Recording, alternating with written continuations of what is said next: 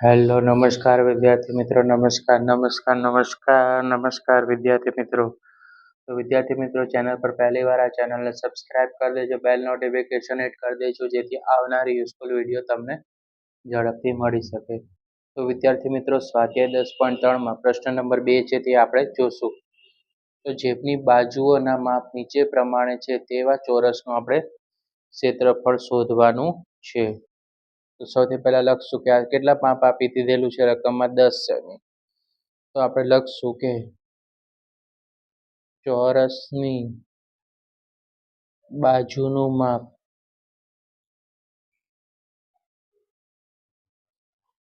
10 semi છે. બરાબર, આટલું લખી નાખ્યું. હવે ચોરસના ક્ષેત્રફળનું સૂત્ર. તો ચોરસના ક્ષેત્રફળ બરાબર બાજુ ગુણ્યા બાજુ. બાજુ ગુણ્યા બાજુ તો 10 સેમી ગુણ્યા 10 સેમી. તો 10 ગુણ્યા 10 એટલે કેટલા થઈ જાય? 100 સેમી થશે. બરાબર, બાજુ ગુણ્યા બાજુ એટલે 10 સેમી. તો અહીંયા એક બાજુ, બીજી પણ 10 સેમી એટલે બે બાજુ, એટલે 10 ગુણ્યા 10 એટલે ટોટલ 100 સેમી થઈ ગયું. હવે એ જ રીતે આપણે 14 સેમીનું આપ્યું છે તો એનું આપણે સોલ્યુશન કરશું કે ચોરસના બાજુનું માપ 14 સેમી છે. સેમી છે તો ચોરસનું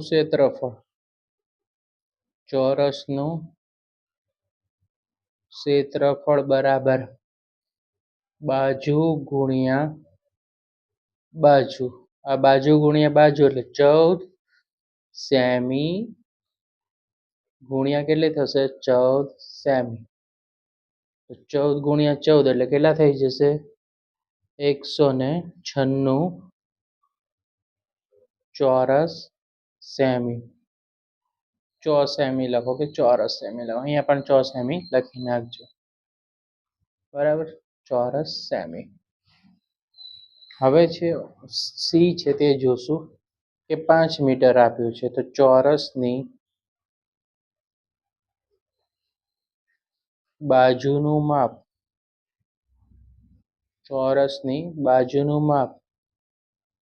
5 મીટર છે.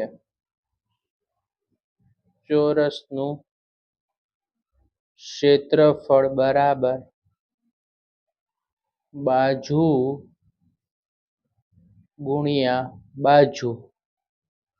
બરાબર, તો કેટલું માપ છે? 5 છે મીટર.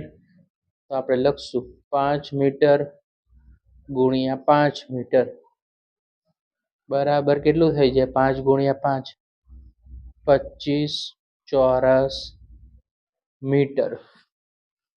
ઓકે, 25 ચોરસ મીટર.